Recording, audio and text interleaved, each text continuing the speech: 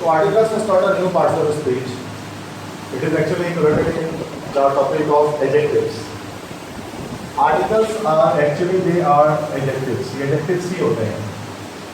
इसलिए हमने 8 types of adjectives के अंदर articles को नहीं लिखा. Articles A, N और D ये 3 वर्ड्स जो होते हैं इंग्लिश लैंग्वेज के अंदर इनको हम articles कहते हैं. ठीक है. और ये adjectives की तरह क्यों होते हैं? बिकॉज ये आपको क्वांटिटी ही बताते हैं. मिसाल के तौर पे आ या एन क्या मतलब होता है? ए. शी हैज एन अम्ब्रेला, उसके पास एक छतरी है. अब क्वांटिटी बताने वाले वर्ड्स तो एडजेक्टिव ही होते हैं. सिंस ये क्वांटिटी ही आपको बता रहे होते हैं डिफाइन करके, that's why they are called as adjectives. तो articles actually they are adjectives. ये एडजेक्टिव्स ही होते हैं. ठीक है, कोई नया पार्ट्स ऑफ स्पीच नहीं है. आर्टिकल्स इंग्लिश लैंग्वेज में 2 तरह से होते हैं. 2 टाइप्स के आर्टिकल्स हम डिस्कस करते हैं. ठीक है. One is called indefinite articles और सेकंड जो हमारे पास होते हैं they are called definite articles. Now what is the difference between indefinite and definite articles? कि ए और एम ये हमारे पास कराते हैं इनडेफिनिट आर्टिकल और जो द हमारे पास होता है उसको हम लोग कहते हैं डेफिनिट आर्टिकल. ठीक है. तो अब ये टी एच ई जो लिखा हुआ है इसको हमने पढ़ा था कि इस टी एच ई को हम लोग डी भी पढ़ सकते हैं, इस टी एच ई को हम लोग दा भी पढ़ सकते हैं. अगर इस टी एच ई के बाद कोई ऐसा वर्ड आ जाए जो स्टार्ट होता है किसी वाउल से तो फिर उस सूरत में उसको हम डी पढ़ेंगे. और अगर कोई ऐसा वर्ड आ जाए जो स्टार्ट होगा कॉन्सोनेंट से फिर हम उसको दा पढ़ेंगे.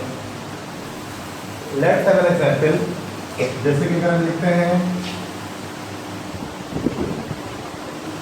टी एच ई दा, उसके बाद लिखते हैं कि लाइक अपोजिशन हो गया.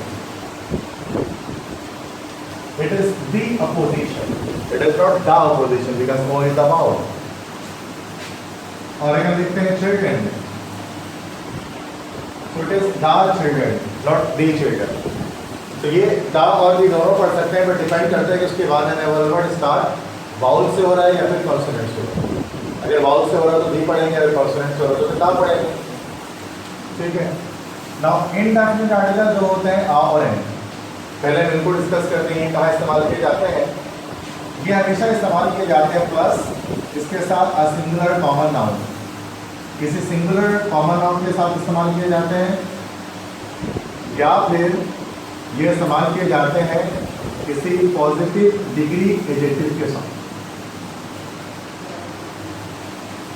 दोनों के साथ इस्तेमाल किए जाते हैं. मतलब before a singular common noun या तो किसी सिंगुलर कॉमन नाउन से पहले इस्तेमाल कर सकते हैं या किसी पॉजिटिव डिग्री एडजेक्टिव से पहले इस्तेमाल कर सकते हैं. मिसाल के तौर पे लिखते हैं ना आ बॉय, तो बॉय एक सिंगुलर कॉमन नाउन है, उससे पहले आया. कॉमन नाउन को हमने नाउन के टॉपिक पर डिस्कस कर लिया है कि वो क्या चीज़ होती है. और सिंगुलर कॉमन नाउन तो सिंगुलर आ गया.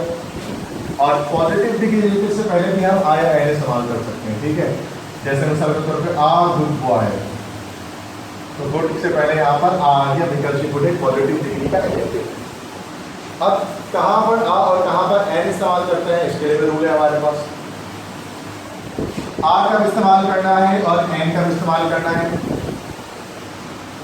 याद करो कि अगर इफ द वर्ड, अगर जो लव्स है स्टार्ट से वो शुरू होता है with a consonant sound, consonant sound से, तो उस सूरत में उसको हम लोग से पहले लिखते हैं आ. और if the word start with a vowel sound, अगर वो वाउल साउंड से स्टार्ट होता है तो फिर एन इस्तेमाल करते हैं. मैं ये नहीं कह रहा कि कॉन्सोनेंट से स्टार्ट होते हैं वाउल से, मैं कॉन्सोनेंट साउंड और वाउल साउंड की बात कर रहा हूँ. वाउल साउंड क्या होता है भाई? अगर उर्दू में लिखते हैं अगर वो वर्ड अलिफ से लिखा जाए तो इसको हम लोग कहते हैं वाउल साउंड दे रहा है. और अगर उर्दू में लिखते हुए वर्ड अलिफ से ना लिखा है इसका मतलब कि वो कॉन्सोनेंट साउंड दे रहा है. For let's have an example करते हैं. डैश गर्ल, ये फर्स्ट एग्जांपल है. क्या होगा? आगर के एंड गर्ल, आगर बिकॉज गाफ के साउंड दे रहे हैं. ठीक है. गर्ल, तो वाउल साउंड नहीं दे रहा, कॉन्सोनेंट साउंड दे रहा है। Second dash apple, an apple क्या, एन एप्पल, ठीक है, अलिफ का साउंड दे रहा है एप्पल, सही है। अच्छा थर्ड देखते हैं, डैश यूनिवर्सिटी,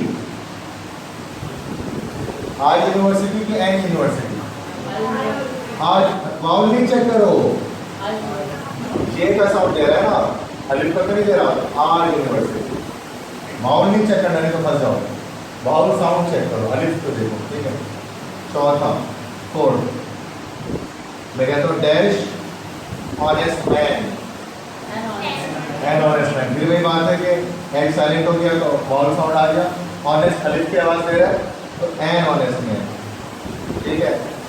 चलो पांचवा, डैश चीयर्स, आर चीयर के, आर चीयर्स के एन चीयर्स, कुछ नहीं, क्रॉस, बिकॉज प्लूरल है, मैंने बोला सिंगुलर कॉमन नाउन, ये तो प्लूरल आ गया, प्लूरल से पहले कुछ नहीं लगाएंगे। छठा डैश टीथ, आर टीथ के एन टीथ, क्रॉस, प्लूरल है, एस नहीं आया तो क्या हुआ, कुछ इरेगुलर रूप भी होता है प्लूरल के, टूथ सिंगुलर होता है, टीथ प्लूरल होता है, टूथ एक दांत, टीथ सारे दांत, ऐसा भी तो रूल्स होता है ना, फुट और फीट, टूथ और टीथ, गूज और कीज, छोटा में बड़ा होगा, तो प्लूरल जब भी आएगा तो कुछ इस्तेमाल जरूरी नहीं कि एस लगा हुआ है, ऐसे भी आ सकते हैं। सातवां डैश नसीम, आर नसीम के एन नसीम, क्रॉस, क्यों, because it is not a common noun, it is a proper noun here. कैसे पहचानेंगे प्रॉपर, कैपिटल अल्फाबेट से स्टार्ट होता है, कैपिटल लेटर से बच्चा प्रॉपर स्टार्ट होता है, समझ में आई बात, तो अब आप फिल कर सकते हैं और इजीली, ठीक है।